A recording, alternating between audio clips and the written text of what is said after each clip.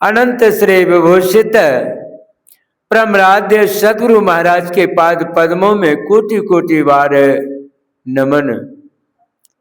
पूज्य महर्षि दल बहादुर जी महाराज के चरण कमलों में कोटि कोटि बार नमन। सत्संग में आए हुए सत्संग प्रेमी महानुभावों, माता एवं भक्तिमती बहनों, सबों के अंदर विराजमान परमपिता परमात्मा को कोटि कोटि बार नमन। आज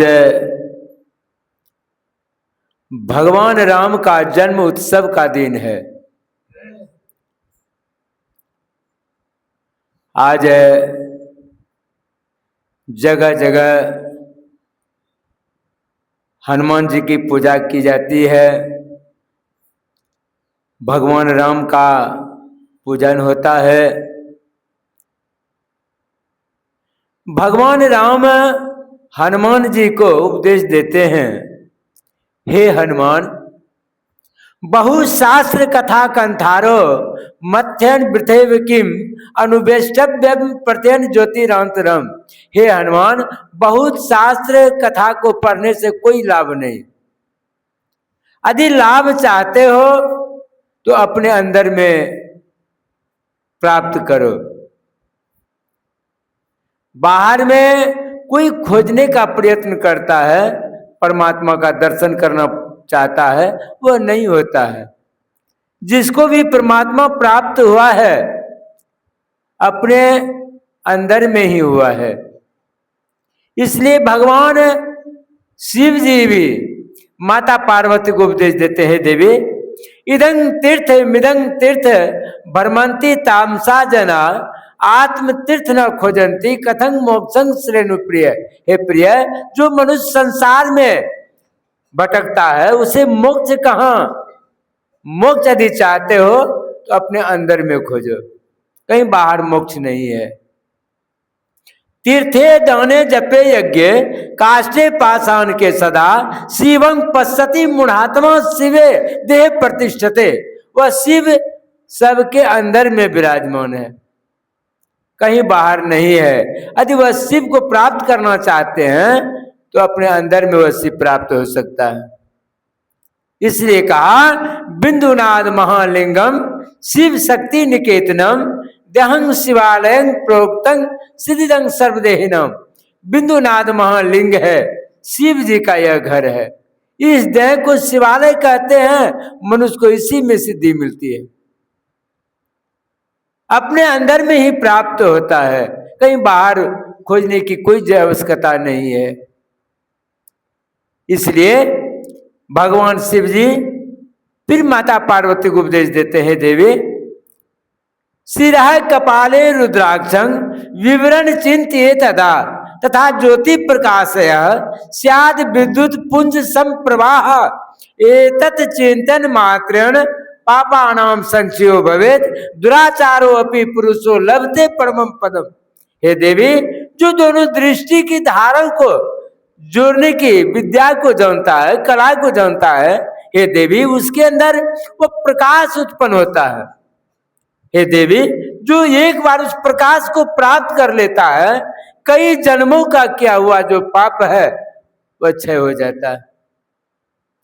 इसलिए गुरु नानक साहब भी कहते हैं, एक दृष्टि करी सब सरी जौनय जोगी कहिए सोई। जो दोनों दृष्टि की धाराओं को जोड़ने की कला को जानता है उसको कहते हैं जोगी। जो जोगने की कला को जानता है, जो जोगता है, वही जोगी है। इसलिए अंदर में जो आपने प्राप्त किया है, नाम दाम लिया है, उसके प्रति आप एक निष्ठ होकर के जाप करते हुए एक परमपिता परमात्मा को प्राप्त कर सकते हैं।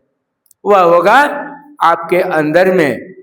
इसलिए कबीर साहब भी कहे थे कि देहस्था सर्व विद्या देहस्था सर्व देवता देहस्था सर्व तीर्थाने गुरुवाक्य लभ्यते।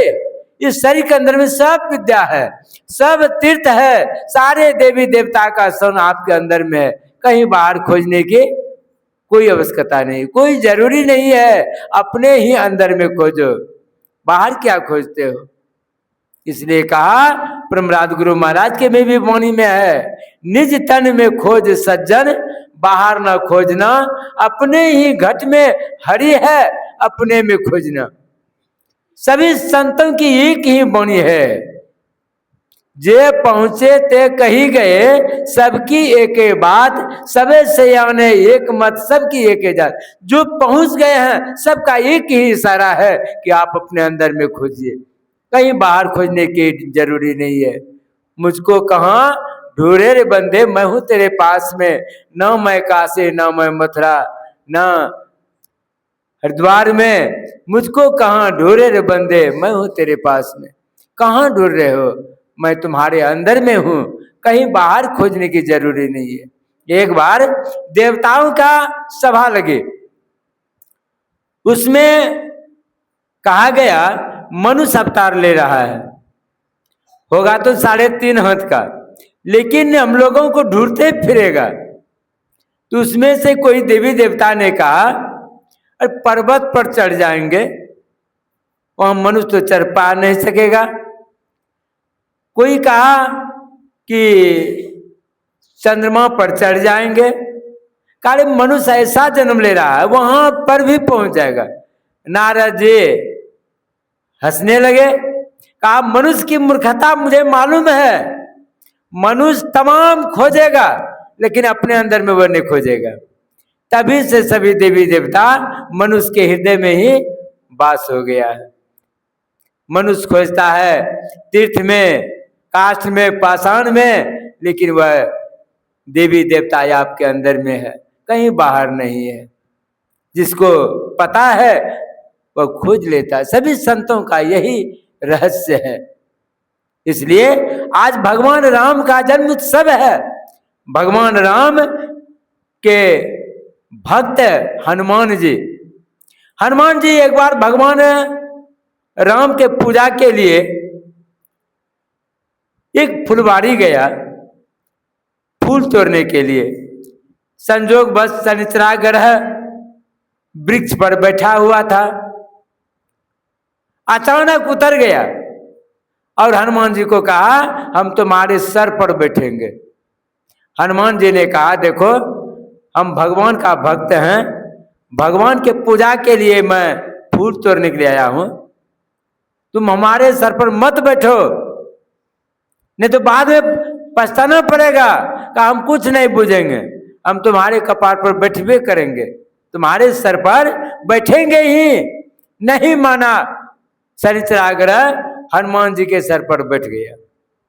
हनुमान जी सोचा मन में जिसके सर पर शनिचरा ग्रह बैठेगा उसका दिमाग कम करेगा, दिमाग खराब हो जाएगा। हनुमान जी सोचा अब देखते हैं, ये बैठ गया। हनुमान जी ने क्या किया, पहाड़ उठा करके सर पर रख लिया। अब तर में शनिचरा ग्रह, ऊपर से पहाड़ छटपटाने लगा। कहा हनुमान जी मुझे उतारिए पहाड़ को, अब हम नहीं बचेंगे, प्राण छूट जाएगा। हनुमान जी ने कहा पहले मैं तुमको कह रहा था तुम हमारे सर पर मत बैठो, आगे पछताओगे, तुम नहीं माना, अब हम पहाड़ को उतारने वाला हम नहीं हैं। बहुत विनती किया, अंत में हनुमान जी ने कहा ठीक है हम उतारते हैं पहाड़ को, लेकिन आज इनसे तुम शर्त कर लो, आज इनसे शर्त करो कि भगवान का जो भक्त है ना उसके सर पर हम कभी न बैठेंगे, तब हम पहाड़ को हटाएंगे। हनुमान जी सोच विचार करके कहा ठीक है हनुमान जी, आज दिन से मैं भक्त के सर पर कभी न बैठेंगे। जो भगवान का भक्त है उसको कभी दुख नहीं है, कभी दुख नहीं होता है, उसके सर पर शनिचरा बैठबे नहीं करता है, कोई ग्रह ही नहीं रहता उसके सर पर जो भगवान का सेवक होता है। भगवान कहते हैं, भगवान कृष्ण अर्जुन को कहते हैं हे अर्जुन, यंग च रक्षति श्री कृष्ण अस्थं को भक्षति मानव भक्तन हंतु जागतो या सब विनशति देवता। जिसको भगवान कृष्ण रक्षा करते हैं उसको कौन मनुष्य मार सकता है? यदि वह मनुष्य को मारने के लिए भी आता है तो देव योग से वह अपने नष्ट हो जाता है। भगवान के भक्त को कभी तकलीफ नहीं होता है। कहा भक्त हमारे पग धरे तहां धरू मैं हाथ, सदा फेरू डोलू नहीं कबू न छोड़ू साथ। भक्त हमारा जब रास्ता चलता है मैं हाथ बढ़ाता हूं आगे ताकि हमारे भक्त को कोई तकलीफ नहीं हो, मैं हाथ रखता हूं। जिस तरह से आपके पीछे पीछे आपका छाया चलती है, ठीक उसी तरह यदि भक्त चलता है तो उसके पीछे पीछे उनका भगवान चलता है, सेवक चलता है। देखिए सेवक के पीछे पीछे भगवान चलते हैं कि हमारे भक्त को कभी दुख नहीं हो, हर हमेशा प्रकट रहते हैं भगवान। इसलिए कहा भक्त और भगवान की जय, ऐसा होना चाहिए भक्त। ऐसे भक्त को जीवन में कभी तकलीफ नहीं होता, हर हमेशा भगवान प्रकट रहते हैं। हनुमान जी एक बार भगवान कृष्ण के भक्त अर्जुन फूल तोड़ने के लिए गए थे। जब फूल तोड़ने के लिए गए, जब फूल तोड़ करके आपस लौटते हैं, हनुमान जी रास्ता छेक लिया। कहा हे अर्जुन तुम किसको फूल पूछ करके तोड़ा है? कहा मैं किसी को तो पूछ करके फूल नहीं तोड़ा। कहा तुम चोरी करके फूल तोड़ा है, इसका तुमको दंड देना पड़ेगा, दंड भोगना पड़ेगा तुमको। क्या क्या दंड? कहा तुम अपना तरकस बाण से इस सेतु नदी में पुल बांधो और उस पुल पर हम उतरते हैं, यदि मेरा भार वजन थाम लिया तुम्हारा पुल तब तो तुमको हम छुट्टी कर देंगे। यदि पुल टूट गया हमारे वजन से तुमको जिंदा जलना पड़ेगा चिता में। यदि मंजूर है तो तुम पुल को बांधो। अर्जुन ने अपना तरकस बाण लेकर के जैसे ही महाराज सेतु नदी में पुल बांध दिया, बहुत मजबूत पुल बंधा। जब बंधा हुआ हो गया तब हनुमान जी उस पुल पर उतरते हैं। जैसे ही उतरा पुल टूट गया। कहा अर्जुन तुम्हारा बंधा हुआ पुल टूट गया, अब तुमको दंड भोगना पड़ेगा, चिता में जलना पड़ेगा, जिंदा जलना पड़ेगा। अब वह अर्जुन चिता लगाने लगा, चिता लगा करके तैयार हुआ। अब चिता में बैठने ही वाला था कि भगवान कृष्ण पहुंच गए। जैसे भगवान कृष्ण पहुंचे, कहा अर्जुन तुम क्या कर रहे हो? कहा क्या कहेंगे, बिना पूछे जांचे मैंने फूल तोड़ लिया है। आजकल बेसी देखते हैं ना, बिना पूछे फूल तोड़ बैठता है। लेकिन बिना पूछे कोई सामान उठाना नहीं चाहिए। बिना पूछे फूल तोड़ना चोरी हुआ, चोरी करके तोड़ना हुआ। बिना पूछे मैंने फूल तोड़ा है, उसका मैं दंड भोग रहा हूं, मैं चिता में जिंदा जलने के लिए तैयार हूं। कहा हे अर्जुन तुम जो चिता लगा रहे हो किसने देखा है पुल बांधते हुए? कौन देखा पुल टूटा हुआ? हम नहीं मानेंगे। हमारे सामने में पुल बांधो, यदि हनुमान जी उस पर उतरेंगे, टूट गया पुल तो तुम जिंदा जल सकते हो। हमारे सामने में बंद करके देखो। हनुमान जी ने कहा ठीक है बंद करके देखो। अरे कोई गवाही तो नहीं है? गवाही है तो बोलो। कहा कोई गवाही नहीं। कहा नहीं गवाही है तो तुम हमारे सामने में पुल बंद करके देखो। पुल